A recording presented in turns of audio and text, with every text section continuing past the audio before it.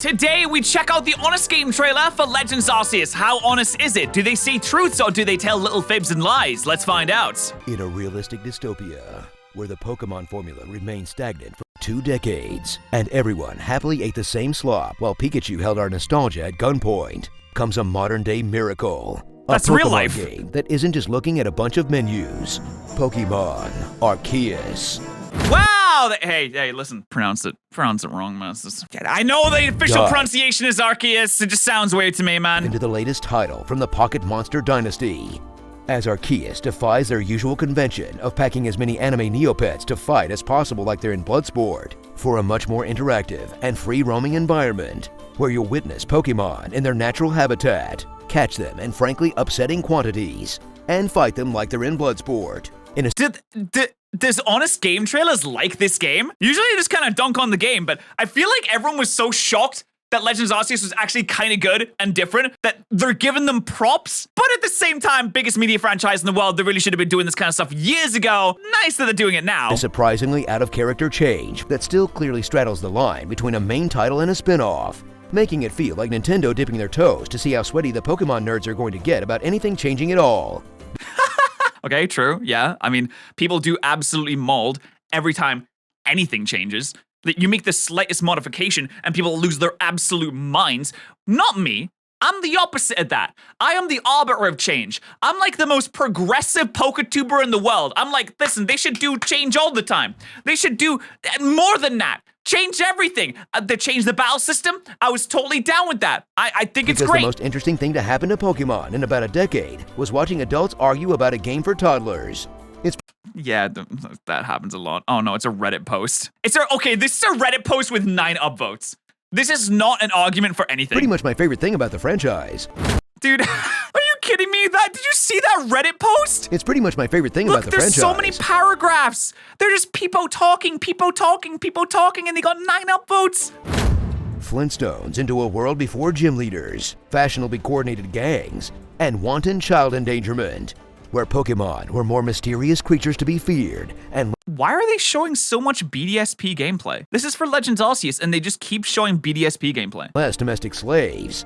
Then dawn the bland face of the usual generic protagonist, as they're jettisoned into the past with only their sandals and a cell phone that he pimped out for some reason, tasked with quelling the fury of rampaging Pokemon, all while attempting to make everyone less fearful of the little monsters, which kind of implies that you were sent from the future by their Pokemon god to place them into indentured servitude, in a narrative that really tries to make the whole Pokemon thing seem mutually beneficial, until you actually think about it for more than 1 second. It does. Yeah, they're like, come on, man. We're scared of them, but we can work together and then we'll be besties.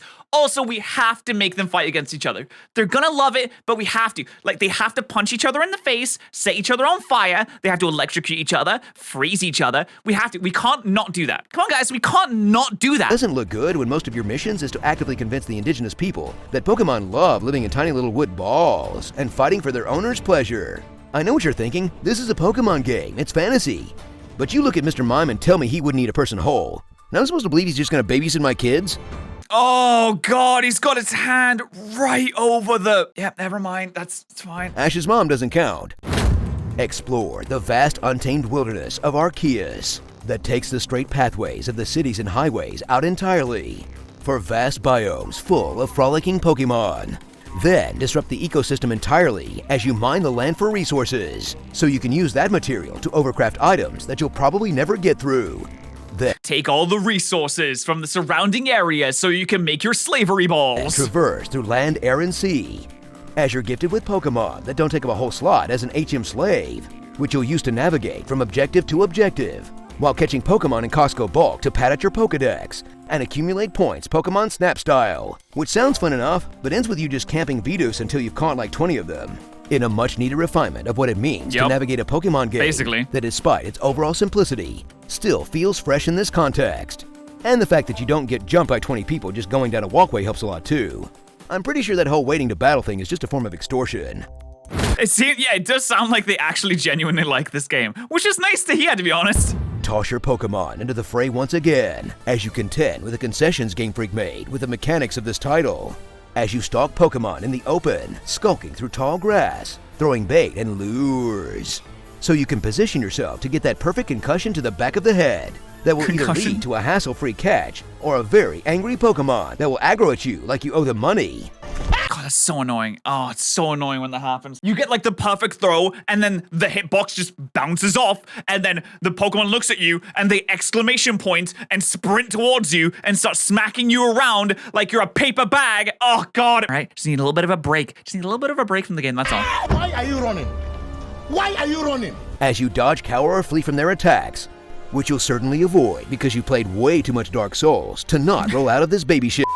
I was literally thinking the entire time I was playing through this game, I was like, dude, Elden Ring comes out soon. This is like baby's first Elden Ring. It's like the tutorial for Elden Ring. You dive into this so you can learn how to do a dodge roll, and then you dive into Elden Ring and get absolutely railed. See, that's what, so I didn't buy the game, because I knew I would be, I'm not a gamer that is I'm not a masochist gamer, so I just don't want to dive into that kind of thing. I'm happy with my easy baby game. And the biggest challenge will be actually forgetting you don't have a ball equipped and accidentally throwing a Pokemon.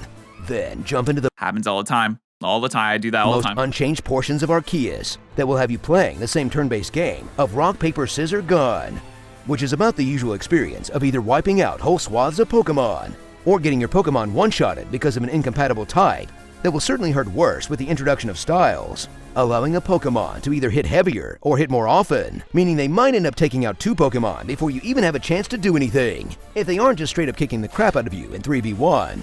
In a design, even the I honestly like the new battle system, though. I don't mind that once you enter a battle, you can immediately get destroyed. I don't know. I think it's kind of cool. It's different. I hope that they keep some parts of that and implement it into the next game. I would be totally down for them to keep agile style and strong style. That might even be the gimmick for the next game. It probably won't be, because Game Freak's like, oh, we're releasing a new game, we need a new gimmick every single time, because I don't know what's going on at Game Freak HQ, but they have some kind of mental block between releasing a new game that doesn't have a gimmick. I like the new battle style. I think it's kind of cool. developers don't particularly seem fond of that much anymore, since most of the boss battles you'll face can be done without fighting at all. Especially That is the most insane thing about Legends Arceus, is that it is more efficient, faster, and easier to do every single boss battle without using a Pokemon at any now point. that you can't even fight people online. Because can you really call yourself a Pokemon master if you don't cheese thread a mauling 30-year-old into rage quitting? So toss those Okay, that's the best line of the video so far. That was really good. balls and get ready to actually catch them all in a real step forward for the franchise that feels like a genuine next-gen effort, where hopefully the next main title will be something everyone can agree is an innovation. But I won't hold my breath.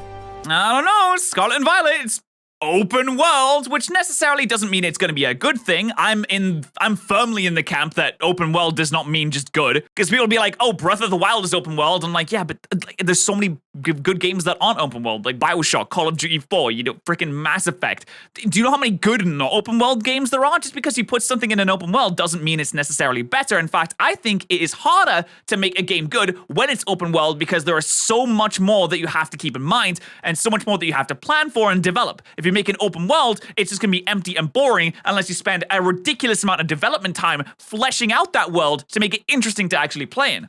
Fool me once, shame on me. Fool me 35 titles over 20 years, and I'm brand loyal. Fool me 35 times over 25 years and I'm brand loyal. Oh, that's such a good line. Starring Sifu, Weeahoot. Let me tell you about weed culture. Axe Body Spraying Mantis. Weed joke, Visual LMAO. KK Slider. The leftover plastic brackets on model kits. Sega Bass Fishing. Choking Hazard. A Cobb Salad. Spirit Airlines. Arcanine Dollar Haircut. Aggravated Asphalt. Minesweeper. A Thanksgiving Turkey. Skrillex. Delicious. Prehistoric That's a Gary. good name. Gaming PC. Horsing Around. The god of McDonald's ice cream machines. And What? call me Big Papa Chew. Okay, they had two good names. Balls of the Wild. They had two good names right there. All right, that was a good one. Like I said, if you guys want to see the original video, please check out the link in the description. Make sure you show support, like I just did, with a like on the original video. I'm sure they'd appreciate it. And also, if you do want to see more reactions, subscribe to this channel too, because we post them pretty much every single day. Thanks for watching. I'll see you in the next one. Bye.